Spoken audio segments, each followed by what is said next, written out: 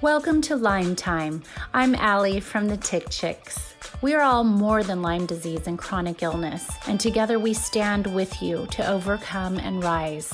I'll bring you closer to the experts in cutting-edge treatments and even a few unexpected ways of healing. I'll ask the questions you want answers to regarding Lyme disease and successful ways of getting you closer to 100%. We are in this together and will not be defined by Lyme.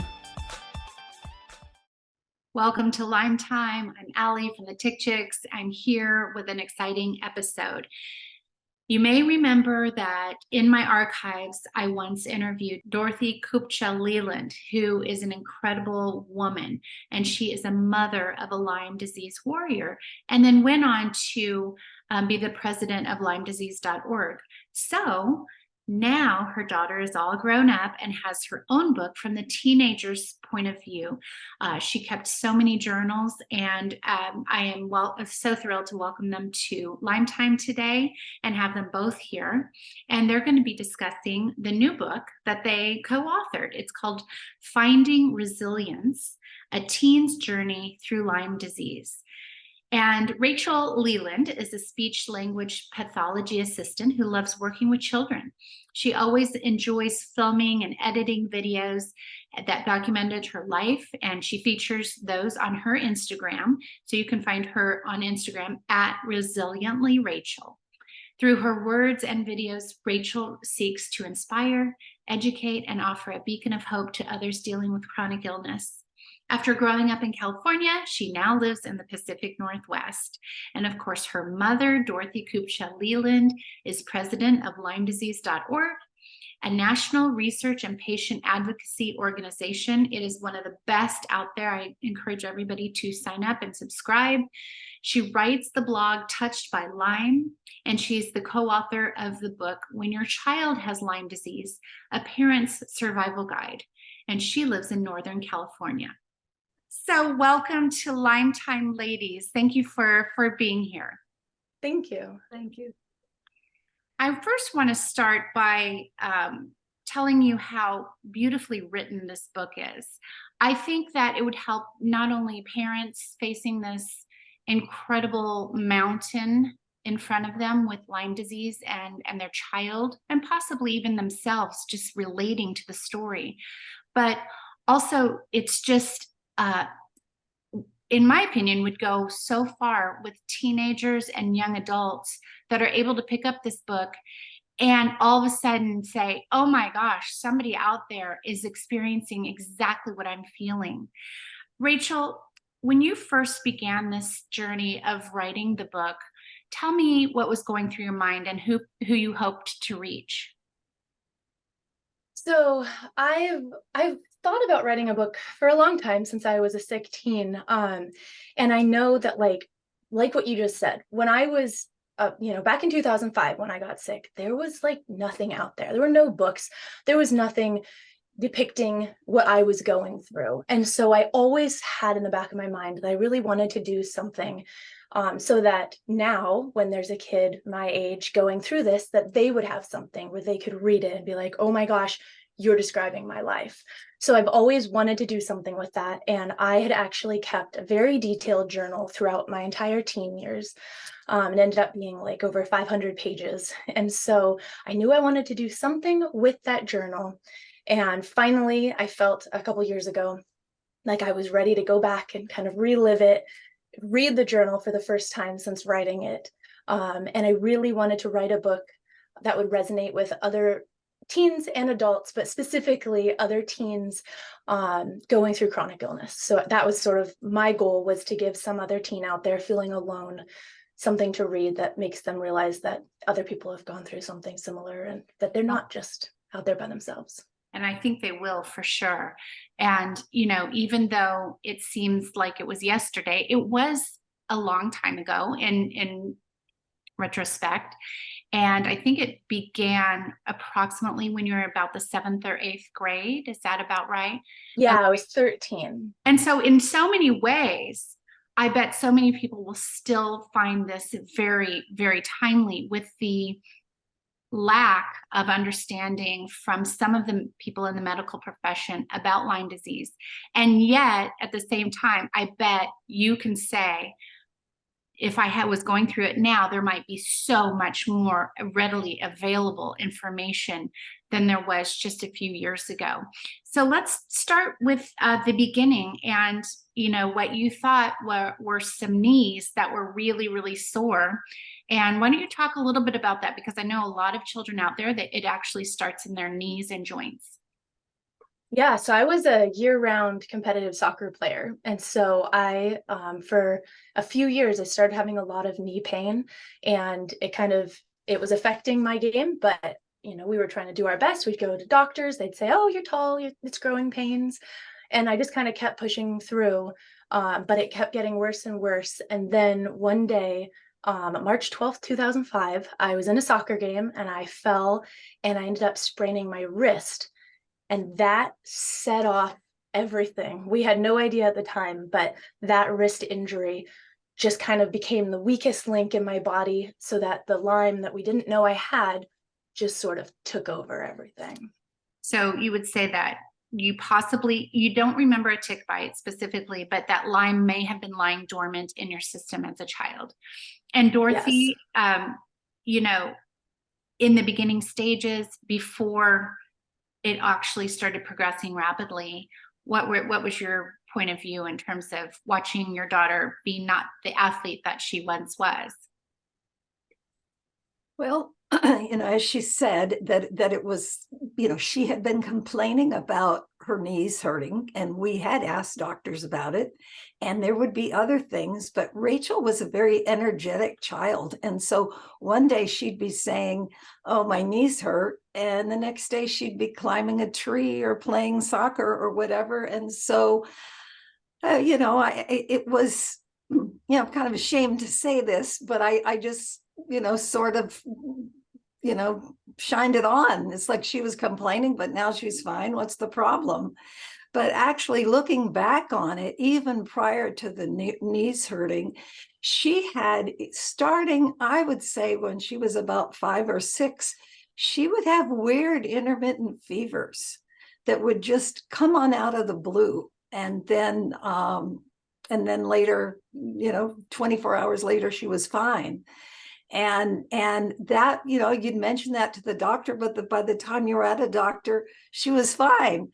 So there were just lots of weird things. And at some point, when she was really at this time, I'm not sure in what we've said here, if you clarified that she actually was in a wheelchair. Yeah.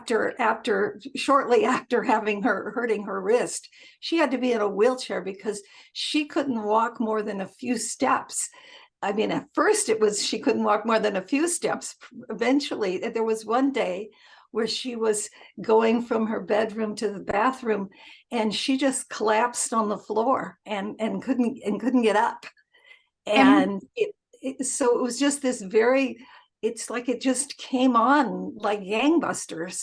And it was just suddenly, it was like her whole body was going wacko. And, so what do? You go to the doctors. And the doctors at first seemed solicitous, but then after a while, it got to where they kind of didn't believe us. And it was like, no, that doesn't make sense, and everything. And there was one time when I was trying to she was in a wheelchair that we rented on our own because she had to get to school. And believe it or not, the school wouldn't let her out of PE without a doctor's note. And so we talked to the doctor and they wouldn't sign the note. I mean, it is right. It's yeah, I have had similar experiences with a child of mine who had repeated concussions. Well, by the time you get an appointment to the doctor and get in there, and there's no real testing that a GP can do, and it was like trying to get that note to school. And so, Rachel, I wanted to touch on this because in many ways, I feel like the wheelchair section of your book is probably one of the most poignant parts of your book. And it's because as a child, it really goes into your point of view with sitting in a wheelchair and trying to navigate your home, as that wasn't quite equipped for a wheelchair, as well as going on your daily activities to school. And the reception that you got from some of the children there. Can you take us back to those days and tell us what it was like living in that wheelchair as a previous soccer player? Yeah, well, especially the early days when the early days were the hardest because I didn't know what to tell people. People would say, "Why are you in a wheelchair?" I don't know. Why can't I walk? Why am I in pain all the time? We had no idea what was going on. And so as a 13-year-old, adults were the worst. I mean, like kids were bad too, but adults were always wanting to know, "Well, what's going on, sweetie? What, you're such a beautiful girl. Why are you in a wheelchair?" And it's like, I would get the weirdest comments and I always felt very uncomfortable. Because I was very concerned people were going to ask me why I was in the wheelchair, and I did not know what to tell them. So that was very challenging. And at school, there was one specific girl that we talked about in the book who was just giving me a really hard time, and just purely because I was in the wheelchair. And so it was like really an isolating time. It was scary. I was in a lot of pain, and I didn't have any validation for why I was in that pain. And we were going to all these doctor's appointments, so I was missing so much school, so my grades were plummeting. I mean, it was just a not enjoyable end to my 7th grade year. And I feel as though it's such a critical time for adults as well as children in those beginning stages when you don't know how to identify it. You don't know what's going on in your body. It could take you a year, 2 years, in my case, 5 years before somebody thought to do a Lyme disease test. So not being able to give an answer for a child to their peers, as well as from a child to figures of authority, is incredibly stressful. And I am imagining that the stress that you felt as a child, on top of the physical toll that your body was taking, led to just a spiral downward effect. You didn't really have any relief anywhere. And that's sort of the next stage that I want to talk about, which is, you first got the diagnosis after being in the wheelchair. And so you had that diagnosis, but the symptoms seem to be continually spiraling down. Let's talk a little bit about that and what led your journey into actually being admitted into a psychiatric hospital. Yes. Boy, so where do I start? What'd you say? Well, when you got the Lyme disease diagnosis, because I think yes. that came first before you went into the psych ward. Yes. So, so I got diagnosed the day before Thanksgiving in 2005, and we talk about it in the book. It was amazing to finally get the validation, to finally have someone believe me, because we'd been to so many doctors who just full on were saying I was faking it. I wanted attention. I wanted to be out of school. And it was just the list went on and on. And so to have somebody just listen and believe what we were saying, and then say he truly believed, he knew what to do to help us, even though it was going to be a long road, that was so amazing. And that took off just so much pressure from my shoulders, and from our whole family's shoulders. But with Lyme treatment, with the Lyme diagnosis came Lyme treatment. And then with Lyme treatment came my very first Herxheimer reaction, which is, where it's the antibiotics are killing off things and you start feeling so much worse than you ever thought possible. And so that started happening sort of around Christmas 2005. And from then on, it just got worse and worse physically and mentally. I was just to the point where I couldn't breathe if I sat up straight or if I laid down flat. So that created a lot of sense of panic. I was not safe anywhere except for my hospital bed in my room, which we rented, which could have the legs go up and the back go up. So it was just, it was kind of creating a perfect storm of just not being safe anywhere, physically, mentally declining. And then in mid-January, kind of everything blew up and I ended up in a psychiatric ward. And so I bet a lot of people can relate to this. You're trying to heal yourself through doing what your doctor wants you to do through antibiotics. And I believe you were on long-term antibiotics at that point and really going at it aggressively, which I completely understand. And so you're doing that. Your body is now getting weaker and weaker in the face of these antibiotics. And as a teenager, you are becoming frustrated, angry, lashing out, and there's a huge storm brewing in your house. Dorothy, let's go back to that moment where you made the decision to go ahead and go take her into the psych ward, because not only did you have to make that decision, but once you got there, I believe they said that they couldn't really accommodate the long-term antibiotics, which is a whole other situation. Yeah. Well, it was, we go into a lot more specific detail in the book, but basically she was like a wild animal. And we were, on the phone to her therapist and various things, and she was going to hurt herself and or us, and clearly. And there's a time when she had managed, she used to negotiate the house by being in a wheeled office chair, because that was easier to negotiate than the wheelchair. And she scooted into the kitchen and made a dive for the butcher knives. And so it was really, my husband and I were both grappling with her. It was really very just, hideous experience for everybody.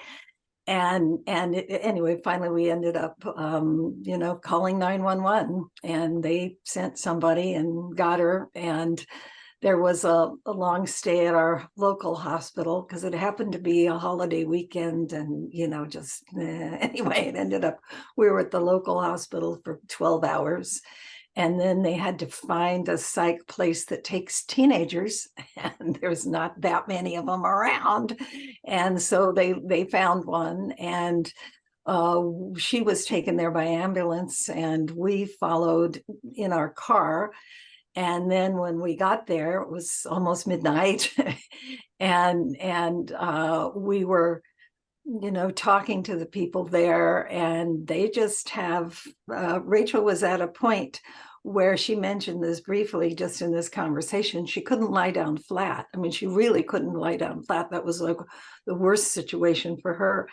And they only had flat beds at first, but it turns out that they did have one hospital type bed in a special room. And my husband and I had to use all of our persuasive powers to convince them that she needed to have that bed. And this was at a point where, she was looking daggers at us because she hated us at that moment, but we were advocating for her anyway, because that's what you do. And it was very, and then they didn't want to, I took all the medications, and they were like, oh, no, we don't do that. And it was, I talked the next day to the head doctor and finally convinced him to let her at least continue to take the antibiotics. There were supplements and stuff, and they didn't want anything to do with that. But he finally said, okay, she could keep taking the antibiotics. I offered to set up a phone appointment with our Lyme doctor. They didn't want to do that. They have their own way of doing things. And he also told me that he used to live in Connecticut, and so he knew all about Lyme disease, and this wasn't Lyme disease. Right. There's no Lyme disease around here in this part of the world, so don't worry about that. Yeah. So you're basically at the bottom of the barrel emotionally as a family. There's nowhere to go. and you've gotten yourself into a very scary and precarious situation. You're going there for help. It's obviously a dire situation. And the doctors that you finally get assigned to are basically saying, oh, no, don't even think about what you were previously told as a diagnosis, because that just doesn't exist here. And so there's another level of, again, fighting like we all do, but fighting for not only yourself to be heard, Dorothy, as a parent, and your all of the months prior to research, calling, going to doctors, multiple things, and that's not being validated. And then for Rachel, of course, that's even further crushing to a teenager, and or any of us actually. So I love the line in the book that said, I don't remember who said it, but they said, you know, your house must now become the hospital. And go ahead. I tell you, who said that. Sandy Berenbaum said that.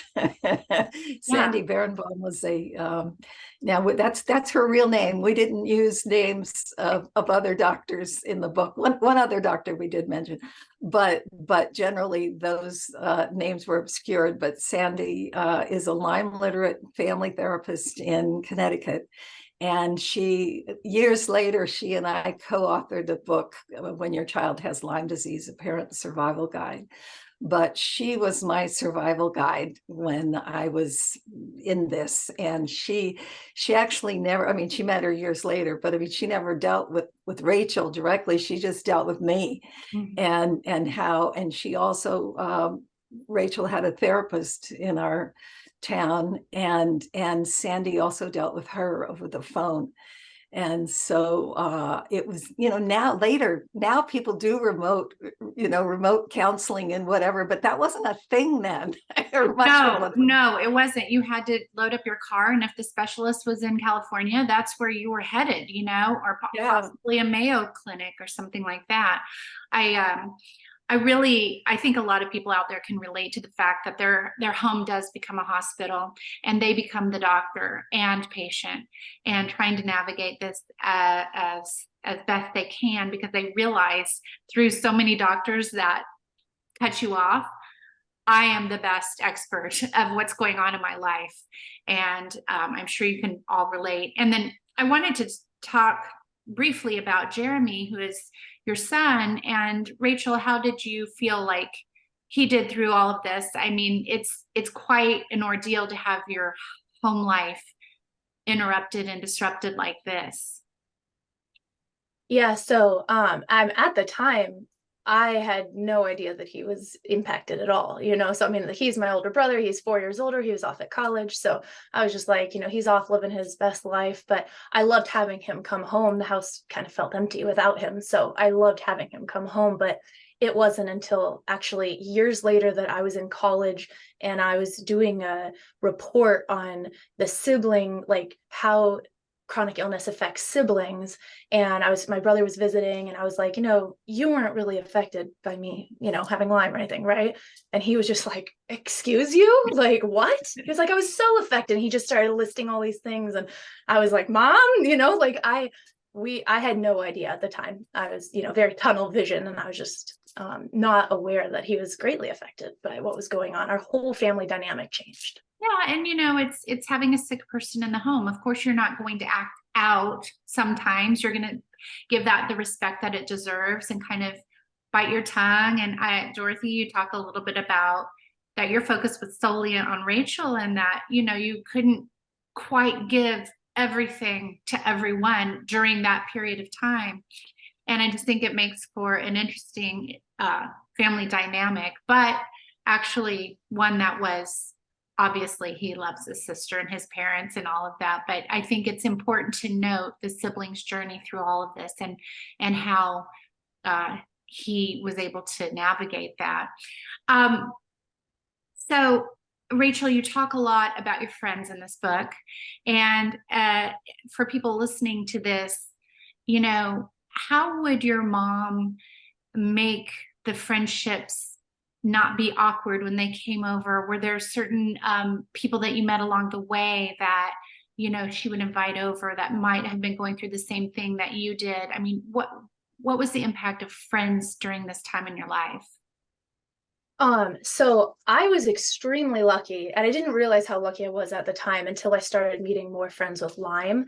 That I was in a very unique situation where I had a really nice, close-knit group of friends. All of them lived within a couple streets from me. So they weren't like school friends, they were friends that I had grown up with and I'd known before I got sick. And so they were huge. They were absolutely vital to my recovery. They came over all the time, and we would film videos and make, like kind of just go into a fantasy world of creating this new, like superpowers and stuff. And we'd make all these really fun videos. And that really grounded me and kept me sort of, continuing to keep waking up every day. And so my mom, I mean, she knew all these kids because she'd known them since they were all really little kids. But it wasn't until later that I started meeting some more people from like online chat groups. I was just kind of just starting out back then. And so then I had some Lyme friends that I met that I would, talk to via Skype or, texting and stuff. But for the most part, my friends were the people that were in my neighborhood, and they were so important to my continued recovery. Yeah, yeah. And I want to get to a really special story later on. But first, let's talk a little bit about all the things that you tried. I know that you had a PICC line for quite a while. And side note, there were always problems associated with the PICC line, as many people experience. And it wasn't until I think years later, possibly, that you realized you were actually allergic to the rubbing alcohol that they used time and time again as they were trying the PICC lines. So for people out there that are going through PICC line experiences right now, that's something to not be overlooked. That's actually, it really kind of triggered a lot of mast cell activations for you. But you started out with hyperbaric therapy. And can you tell us a little bit about that experience for you? Do you feel like it helped? Yeah, so we did my mom and I moved 2 hours away for 2 months to do a hyperbaric treatment. And I, at the time, as a 14-year-old, would have told you that it did not help. But my mom, do you want to speak to what you felt like it helped, Mom? Sure. I felt like it, and again, this isn't anything that we measured with tests or anything, but her mind seemed much better after doing the hyperbaric. She had been, it happened at about that same time that my mother-in-law was in an Alzheimer's facility. And I often thought that Rachel and her grandmother had very similar mental faculties, that Rachel would just forget things. You could tell her something 1 minute and 2 minutes later, she didn't remember it. And one time I read her a chapter of a book, and then we set it aside. And then I came back later and said, let's read some more of the book. And she didn't remember that I had even read it to her. There were times there was somebody that came to visit and gave her a little green teddy bear. And she kept saying, where'd this teddy bear come from? And the counting backwards was the story that stuck out for me too. Right. There was a time when at the psych place that they asked her to count backwards from 100, and it's like she couldn't do it. It was like I literally it just did not make any sense. And that was kind of eye-opening for me at the time, because that's not, most of my days were just spent laying in bed, playing the same games over and over, painting in bed, so it's like I wasn't doing a lot of stuff mentally. But yeah, so it was all kind of messed up there. And so it was like at school, I mean, she wasn't going to school at this point, and the school district wanted her to have, home teachers. Again, there's more online options and things now that, didn't just weren't happening then. And it was like she couldn't read a paragraph and make sense out of it. And they wanted her to go to school because they wanted that funding from the state. And so after we did the hyperbaric, she was less, there was less of a problem. It's not that it was all perfect, in terms of the cognitive stuff, but it was substantially better. And that she could, she didn't have the things where she just didn't remember something that happened a half hour before. And but again, when you are 14 years old and you are consumed by pain, body-wide pain, if your mother says, "Oh, but you can think more clearly," Yeah. it is Really make a Ew. difference. Yeah. it doesn't You're like, make any great. difference. Yeah. Well, Glad you think so. Yeah. I think also a lot of people can relate to this with young people. I won't even say teenagers, but we all know how it is to go into a hospital and be waiting for your doctor and waiting for your doctor, and that maybe the PICC line's coming, so there's a certain amount of anxiety that comes with it. So the drive there isn't pleasant. Then you're sitting there, and I mean, Dorothy, you talk about her level of composure as a young adult. She was trying her best, but then there was a certain point, with every doctor visit where she was just, she would just be like, I'm done, I can't, and then there was that battle within the bigger battle. And so trying each of these treatments then puts on another layer of, I won't call it stress, but it is stress, with the family. Even though you're doing something to help, it's not an overnight fix. And so the teenager oftentimes will not see any benefit to any of it. And it's painful and it's scary to be in a chamber without being able to get out, very quickly. And I think these are important chapters in your book. The panic when to be left alone, even though she was fully able to be left alone at her age. If you left the house, then she would have a little bit of a panic attack. And I think, Rachel, you can talk more about this, but was that due to the fact that you were really so disabled that if somebody did come into the house not meaning well, that you would be stuck in your bed? Or what was the fear there? I don't actually know. I am kind of wondering if it was a side effect to medication or something. It was kind of like paranoia. It was not something that I did not feel like, oh, I couldn't fend off an attack. I mean, like, I was just absolutely paranoid that someone was there, or like I was paranoid that my mom was going to be killed. Like, I didn't even have to be there. I really, like, looking back as an adult, I'm like, I'd be interested to know more of what was going on there. I don't know if it was a symptom of the Lyme. I don't know if it was a side effect from medication, but I think something was going on there that I was really, having some just paranoia type of stuff. And I think that speaks so well to the neurological symptoms of Lyme disease and also the side effects of medication.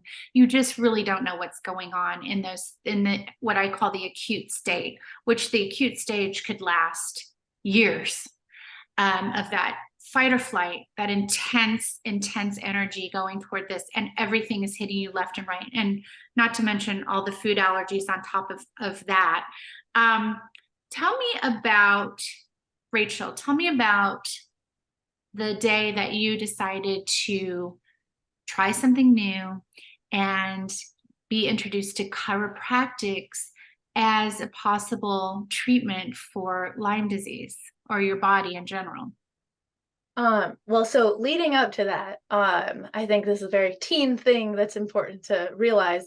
My mom had all sorts of different medical places she wanted me to do, different treatments, and the answer was always a firm no. Like, didn't even need to hear about it, no. But then a friend of mine that I met through Lyme, we had some of the same doctors. She told me about this chiropractic treatment that worked for her. And so then instantly I was all for it. And so then I was begging my mom to have us try it. So I think as a teen, it's really important who you get your information from. And so then we drove hours to this specialized chiropractor, and I was all for it because my friend had really great success with him. And so I already felt safer, because doctors, still to this day, doctors are very unsafe people for me, like new doctors that I don't know. And so because he had seen my friend that was so similar to me, I felt much more able to go see him, because if he was okay with her, then he should be okay with me too. And so, yeah, so that ended up, being the kind of one of the last puzzle pieces we needed.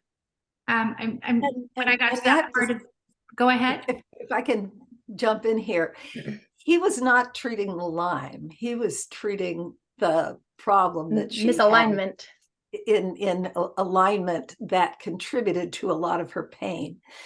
It was, it was amazingly how the treatment was amazingly helpful, but she still needed to treat Lyme and Bartonella for the number of years after that. Yes. But it was a huge step. It was a huge step. I related to it personally because after years of being, basically this game of ping pong back and forth to all these specialists, and I wasn't really getting where I wanted to go other than just being given medications, my journey turned around when I decided to go see a chiropractor as well. And again, we weren't treating the Lyme, but my particular pain was also a neck thing and also sciatica. The nerves were just so inflamed and pinched and all this stuff. And I do think to a certain extent that Lyme brought that out, because I had a weakness already in that area. And so anyway, I know it's not the cure for Lyme disease, but it was a pivotal moment in my journey as well. And so one night at 4 a.m., who wants to talk about that? Rachel, maybe you, when you went to your parents' bedroom. Oh, 5:12 a.m. I was like 4 a.m. I knew it was early in the morning. Yes, 5:12 a.m. on August 7th at 5:12 a.m. 2008.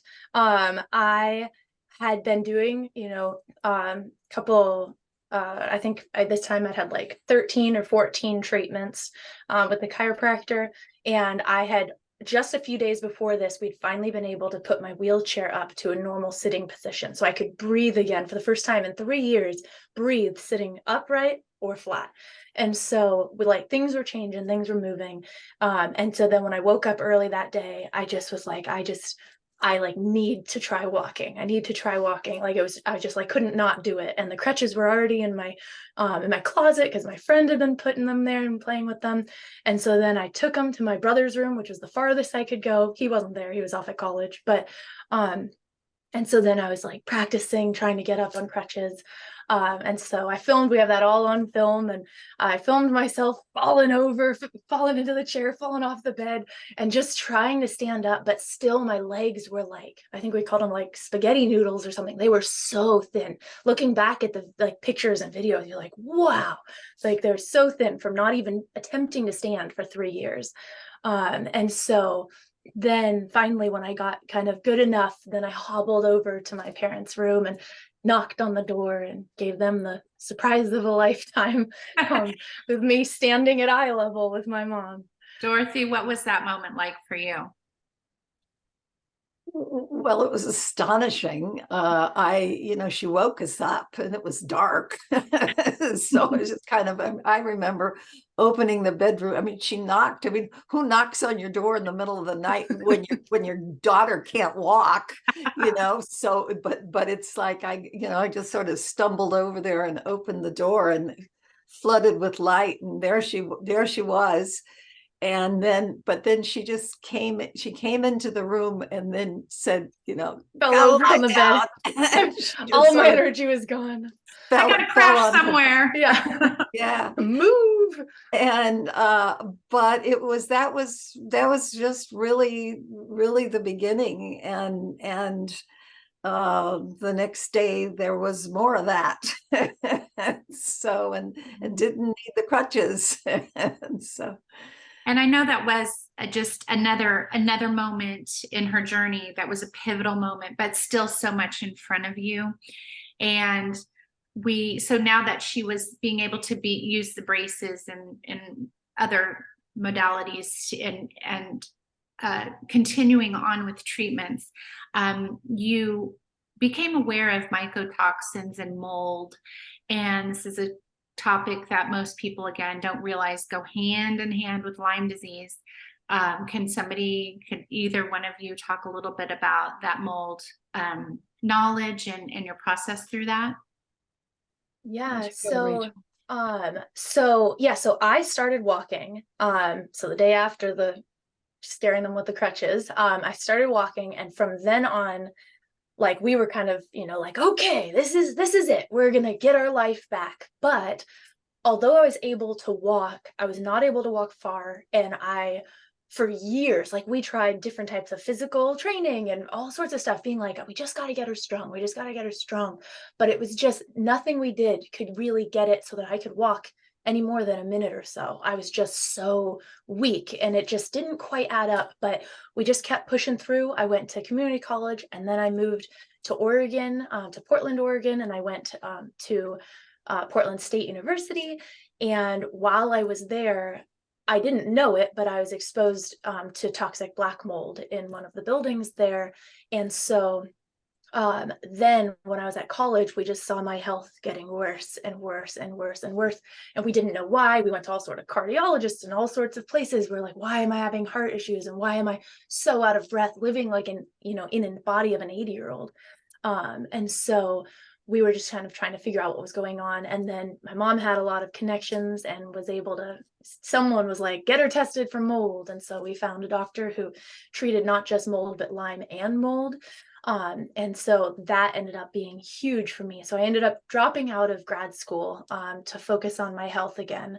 But treating the Lyme and the mold was actually what made it so that I was finally, after 10 years, able to get off antibiotics. I'd never been able to get off antibiotics, and we knew they were causing so many other issues, but like, I needed them to be able to function. And then once we treated the mold, all of a sudden I didn't need the antibiotics to be able to function. So that ended up being a huge thing for us. It's such an important part of this journey for some people, and it's sort of the key for so many out there. And again, let's go back to the food allergies that you encountered, because as a young adult, all you want to do is eat a bag of Doritos and Starbucks, and then you go to college and you really want to have your Starbucks, and you just want to be sort of one of the kids. You don't want to be different anymore. You want to be normal. And talk a little bit about your progression with food allergies. Yeah, well, when I went to college, I just sort of went off the deep end there. I was having Skittles, breakfast, lunch, and dinner. I mean, it was, I grew up in a house, even before my health issues, where my parents were, they like, eat the granola, not the Fruit Loops and stuff. So that was my family. And so then I hit it hard when I went to college. Every type of candy, I bought it. And so then that did not help exactly all of my health issues that were tanking at the same time. But within a couple years, I started, especially when we started treating the mold, I started getting so many food allergies and just losing foods left and right. And it was so demoralizing because, you just want to be able to just eat with your friends, but forget about eating with your friends. You just want to be able to eat food, And so that was really hard, that we just kept losing foods, and like nothing we did. Like, we tried all the different antihistamines, all the different meds, all the different stuff, tried treating mast cell activation syndrome, and it just kept getting worse and worse and worse until finally I found dynamic neural retraining system. So. Yes, and that's sort of the last part of this, and probably one of your final frontiers in terms of Lyme disease, your Lyme disease journey. I often talk about stages of Lyme disease and how when something doesn't work, to go back to it, because I'm not sure that DNRS would have been your go-to when you're in that acute stage and not able to walk and doing hyperbaric. The thought of doing brain retraining is like, what? I would have not I need done the that. pill that's going to kill all the bacteria in here. I need it, So I often think that there's just sort of this like full circle moment.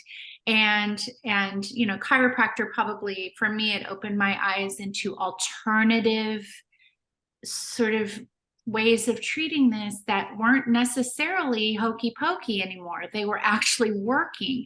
And so that brain retraining phase. Tell me how you got into it and what it meant to your journey, Rachel. Yeah, so I started posting on social media. I mean, I'd already been posting a lot about my story on social media for years, but then all of a sudden I was having all these food allergies and then all these multiple or chemical allergies, multiple chemical sensitivity. And so it was just getting so bad where I'd have just like rashes all over and breathing. My lungs felt like they were on fire if I was around any sort of chemical. And it just got so bad. So I started posting about it and just being like, this is horrible. Like, I don't know what to do. And people kept reaching out, people I didn't even know kept reaching out and saying, you should do this thing, DNRS, and it'll help you. It's this brain retraining exercise. And I like pushed back. I would just write, thank you for, that, and like just move on. I was not interested at all. And then finally, Scott Forsgren, Better Health guy, he and I go way back and stuff. And so then he had messaged it. And so it meant a little bit more to me that he said it. But still, I was like, I don't know. And then my doctor ended up saying something to my mom at one point when they were at a Lyme conference saying she should do this. So finally, enough people that I cared about and trusted said I should look into this. So then I finally opened up the website and like saw someone's story who was talking about my life and how it helped them. And so then instantly I wanted to learn more, and it ended up absolutely being the last piece of the puzzle that I needed, because when we go through all of this trauma, all of this chronic illness, it absolutely changes how your brain reacts to things and how it works and how it communicates with your body. So that was extremely important for my food and my chemical sensitivities to be able to rewire my brain, and it ended up just being better than I could have ever imagined. And I just want to point out that oftentimes it's the last piece of the puzzle. And if people aren't open to that piece of the puzzle, they may find themselves for years and years in a lifetime not able to get over that final hump. And it seems crazy. And this is why so many people don't give it a lot of attention. But your body has not forgotten about the stress and trauma, and it is holding on to it for dear life, and it is weakening your immune system. And it's not able, that body memory of panic and pain hasn't been able to totally disengage yet. And so it's interesting. I'm doing the Losing Lyme retreat in a few days, and it's funny how most people think that it is going to be that Western medicine that's the key. And yes, it does have its time and place in all of our journeys, but that something like brain retraining is an equal part of that, equally weighted in that journey. So it's just interesting for me because I offer sessions with these speakers, and I know what people think. They think, no, I want to go to a retreat where there's actually doctors that can do something. And I'm saying these are the people. Yeah. And so it's just a holistic approach to this awful thing that happens to you. Nobody's asked for it. It's not imagined. And you've got to go through every single step that you went through, including the PICC line, including hyperbaric, including chiropractic, including all of that. And then the brain retraining to actually complete the cycle. And I know that, there are probably some lingering symptoms here and there, but to be able to say that you've healed and you're walking and you're active, tell us a little bit about your life nowadays. Oh my goodness. I'm living the life that I always wanted to live, never thought I'd be able to live. Like now, if I want to go on a walk or on a hike or travel to India or Sweden or Costa Rica, a number of the places I've been, I can do it. And I'm not in any way like concerned if I book a trip that it's like, oh, but what if I'm not able to walk? That's not even a thought that I ever have. I'm always able to walk where I want to now. And that's like the freedom of just knowing that I'm going to be able to just do what I want to do, is a freedom I never thought I'd be able to have as a teenager. Oh my gosh. I am so thankful that you are choosing to share your story in this format. I I love your story. And as I mentioned earlier, I was introduced to your mother and her story, which resonates with so many people. But I loved how in the book it's constantly going back and forth between you, because you would say something from your point of view through all of your journaling and your emotional just point of view, I guess. And then your mom would weigh in with her point of view and say, how really hard it was. And I'm sure to you, she was putting on a strong face. But Yeah. behind the scenes, she was extremely worried and extremely, and she was a fighter right there in the trenches with you. So it's just a beautiful story of resilience. And I want to just tell people where they can get this beautiful book. There's so much. We just really barely scratched the surface of this book. I would highly encourage you to get this book for any family member or friend or that that might be going through this, or even a child that's going through this. Get this for their parent. And if you're an adult, just struggling and not knowing what different treatments are out there, and really resonating with Rachel's story, to pick up this book. It's a really easy, beautiful read. So Dorothy, can you tell us where the book is going to be available, and also where they can reach you, because that's an important part of the story as well. Okay. Yeah, the book is available at online booksellers like Amazon and Barnes and Noble and other online book sources. It's the world of publishing. It's more of a challenge to get books into actual bookstores. There will be in some, but definitely online. And I'm president of LymeDisease.org, and that's our website, LymeDisease.org. I write the blog Touched by Lyme. I do other communications duties with the organization, and I would encourage anybody with chronic Lyme disease to join the My Lyme Data research project that we have. It's where people report their own experiences with Lyme disease, what helped, if something helped, or if they took a particular thing and it didn't help. And that that information is very valuable in terms of growing the scientific knowledge about Lyme disease. And there's never been a major study of Lyme disease symptoms like that. And so we're doing that, and we encourage people to take part in it. Rachel is one of the very first people that joined it when it started 8 years ago, I think it was. And but it's a way, you don't have to, it doesn't have your name attached to it, but it's somebody's the individual person's experiences and what has helped.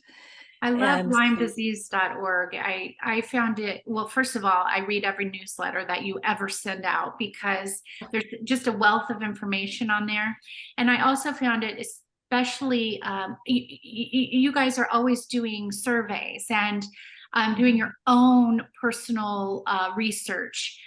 And I think that's so important, because oftentimes you're ahead of the game in terms of those 3-letter organizations that we all know and love, but you're really ahead of it, and you're talking with thousands and thousands and thousands of warriors and their journey. And it was really helpful during the pandemic, because I think you were one of the first research organizations, or provided research or answers on just how the Lyme disease warriors were doing out there that actually ended up getting COVID, and some of those stats. So that was really, really helpful.